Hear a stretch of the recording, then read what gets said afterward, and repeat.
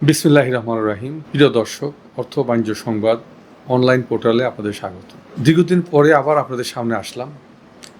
আমরা অর্থ বাণিজ্য সংবাদের অনলাইন পেজে দেশের বিভিন্ন বিষয় নিয়ে আমরা আলোচনা করে থাকি। সবাইকে অনেক দেরি হলেও ঈদ উল আজহার শুভেচ্ছা জানাচ্ছি। আপনারা সবাই হয়তো অত্যন্ত সুন্দর পরিবেশে এবং খুব শান্তিপূর্ণভাবে ঈদ উল আজহা পালন করেছেন। এর জন্য আল্লাহর কাছে শুকরিয়া আদায় করছি। প্রিয় ভিউয়ার্স, আজকে আমরা আলোচনা করব এই বাংলাদেশ আজকে স্বাধীনতার ৫৫ বছরে পা দিয়েছে। তো এই ৫৫ বছরে অনেক শাসক এসেছেন, অনেক শাসক আবার চলে গেছেন। আমি উল্লেখযোগ্য ৩ জন ব্যক্তির শাসন আমলটা আজকে আপনাদের সামনে উপস্থাপন করতে চাই। প্রিয় ভিউয়ার্স, বাংলাদেশের একসময় অত্যন্ত ক্রান্তিকাল পার করে, একটি দুর্ভিক্ষ, একটি মঙ্গা, একটি বিপদ মুহূর্ত পার করে একজন জেনারেল আর্মির করিডোর পার হয়ে দেশের মসনদে বসলেন, দেশের শাসনভার গ্রহণ করলেন একটি বিশেষ মুহূর্তে। সবাই হয়তো ভেবেছিলেন তিনি একজন ভালো ডিকটেটর হবেন, তিনি এ দেশের হয়তো যে অবস্থা রেখে গেছে তার চেয়ে আরও হয়তো কোনো খারাপ অবস্থা তৈরি হবে বা এই জাতীয় হয়। তো ওই ব্যক্তি যখন ক্ষমতা গ্রহণ করলেন, তিনি হয়তো সুদীর্ঘকাল এই বাংলাদেশের শাসনভার ছিলেন না, মাত্র ৩.৫ বছর ওনার শাসন আমল ছিলেন। এই ৩.৫ বছরে ওনার দূরদর্শিতা, ওনার সততা, ওনার নির্ভীক দেশপ্রেম এবং দেশের মানুষের প্রতি মমতা বোধ এবং দেশের মানুষের প্রতি শ্রদ্ধা, সব কিছু মিলে উনি একটি যে দেশের উপকার করে গেছেন, যে একটি পথ চলার যে পাথেয় করে গেছেন, এটা হয়তো দেশ যতদিন থাকবে একদিন পর্যন্ত সবাই এই পথ অনুসরণ করবে এবং এই পাথেয় চলেই এই দেশকে পরিবর্তন করার চেষ্টা করবে। হয়তো যারাই এর মধ্যে ক্ষমতায় এসেছেন তারা হয়তো এই পাথেয়কে গুরুত্ব দেননি বিধায় এই দেশের এই জাতির কোনো ভাগ্যের পরিবর্তন আসেনি। অল্প সময়ের মধ্যে উনি বিভিন্ন পর্যায়ে বিভিন্ন সেক্টর থেকে সবচেয়ে মূল্যবান এবং যে বিষয়ে পারদর্শী তাদেরকে নিয়ে এসে দেশ পরিচালনায় অংশগ্রহণ করিয়েছেন বিধায় দেশের এই ক্রান্তিলগ্ন পার করে দেশের এই সমস্ত অপবাদ অপশাসন অবসান ঘটিয়ে উনি একটি সুন্দর দেশ উপহার দিয়েছিলেন। যে দেশ দুর্ভিক্ষ কবলিত হয়েছিল সেই দেশকে উনি খাদ্যে স্বয়ংসম্পূর্ণ করে সেই দেশের খাদ্য উনি বিদেশে রপ্তানি করেছেন। উনি যে দেশে গিয়েছেন, বিশেষ করে কুয়েতের কথা উল্লেখ করা যায়, কুয়েতের রাজা একটা বিস্ময় প্রকাশ করেছিলেন যে উন্নয়নশীল দেশের রাষ্ট্রপ্রধানরা আসলে আমরা অফার করি আপনাকে কি উপহার দেব।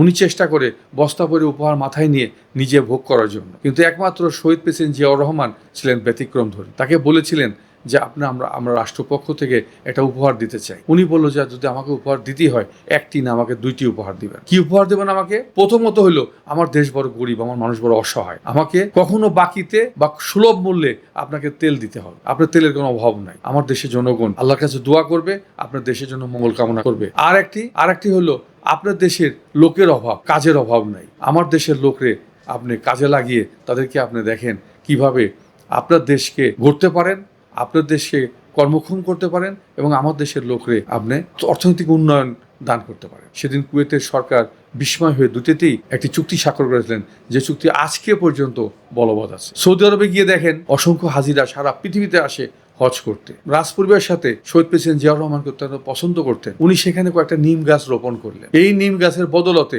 আজকে কিন্তু শহীদ প্রেসিডেন্ট জিয়াউর রহমান বাংলাদেশ এক ছত্রে গাথা এবং সারা বাংলাদেশের নাম যত হাজি আসে এত উচ্চারণ করে যে এটা প্রেসিডেন্ট জিয়া ট্রি। তো আসলে ভালো কিছু করতে চাইলে করা যায় এবং শহীদ প্রেসিডেন্ট জিয়াউর রহমান করে দেখিয়ে দিয়ে গেছে। পরবর্তীতে তার সহধর্মিণী দেশনেত্রী বেগম খালেদা জিয়া ক্ষমতায় এসেছেন এবং তিনি অসংখ্য ভালো ভালো কাজের সাক্ষী হয়েছে, যার নজির উনি এই পৃথিবীতে যে এসেছেন এবং রাষ্ট্রপ্রধান হিসাবে যখন উনি চলে গেলেন, এই বাংলাদেশের জনগণ যে তাকে অশ্রুতে সিক্ত করে ভালোবাসায় যে ভাসিয়ে দিয়েছেন তার জানা যায়, সেটা প্রমাণ হয়েছে যে এই দেশের লোক দেশনেত্রী বেগম খালেদা জিয়াকে কতটুকু ভালোবেসেছেন। এর একমাত্র কারণ হলো যে তিনি ছিলেন আপসহীন এবং তার খেতাব ছিল দেশনেত্রী, আপসহীন দেশনেত্রী। তিনি কখনোই কোনো অবস্থাতে এই দেশের স্বার্থকে বিলীন করে কারোর হাতে উঠিয়ে দিয়ে এই দেশের মানুষের স্বাধীনতাকে অপহরণ হোক এটা উনি চান, এর জিয়া ফ্যামিলি কখনো চান। তাই মানুষও তার প্রতিদান দিয়েছে। উনি শেষ যাত্রায় যখন গেছেন তখন মানুষও জানিয়ে দিয়েছেন যে তাকে কতটুকু এদেশের লোক ভালোবাসে, পছন্দ করেছে। এদেরই যোগ্য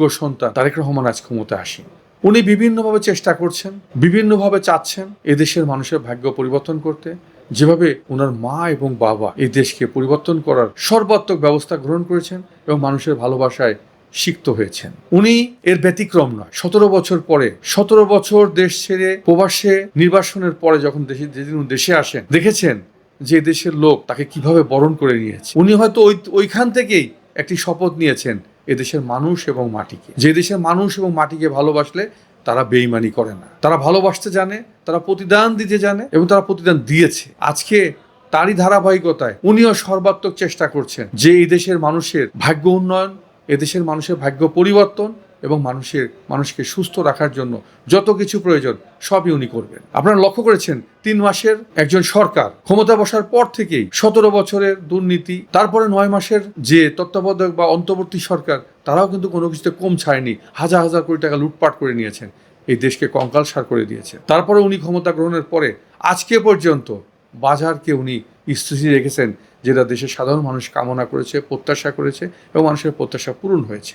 সর্বস্তরে উনি চেষ্টা করে যাচ্ছেন। তাই আমি এই দেশবাসীকে, আমাদের এই ফলোয়ার্স, ভিউয়ার্সকে অনুরোধ জানাবো, একজন বাংলাদেশী হিসাবে, একজন নাগরিক হিসাবে আমাদেরও এই দেশ নায়কের সাথে তাকে সর্বাত্মক সহযোগিতা করা এবং উনি যেন ওনার স্বপ্ন, লালিত স্বপ্ন যেন বাস্তবায়ন করতে পারে, মানুষের ভাগ্যে যেন পরিবর্তন আসে, আগামী দিনে যেন বেকার সমস্যার সমাধান হয়, বাজার যেন স্থিতিশীল থাকে, অর্থনীতি যেন প্রবৃদ্ধি ঘটে এবং অতীতের সমস্ত গ্লানি, 17 বছরের গুম, খুন, রাহাজানি, হত্যা, এই সমস্ত অবসান ঘটিয়ে একটি সুখী, সমৃদ্ধ, শক্তিশালী বাংলাদেশ গড়ে উঠবে, এই আশাবাদ ব্যক্ত করে সকলকে ধন্যবাদ জানিয়ে আজকে আমার বক্তব্য এখানেই শেষ করছি। যদি এই অনলাইন পেজটি আপনাদের ভালো লাগে, আজকে যদি মাননীয় প্রধানমন্ত্রী জনাব তারেক রহমানের এই যে লালিত যে স্বপ্ন, লালিত যে প্রত্যয়, সেই প্রত্যয়গুলো এই দেশের জাতির উন্নয়নে যদি কাজে লাগাতে হয়, তাহলে এই ভিডিওটি প্রত্যেকটা মানুষের কাছে পৌঁছানোর জন্য আপনারা লাইক দেবেন, শেয়ার করবেন এবং ফলো করবেন। এই দেশের পরিবর্তন হবে, আগামী দিনে সুখী সমৃদ্ধ একটি বাংলাদেশ গঠিত হবে। সকলকে ধন্যবাদ। আসসালামু আলাইকুম ওয়া রাহমাতুল্লাহি ওয়া বারাকাতুহু।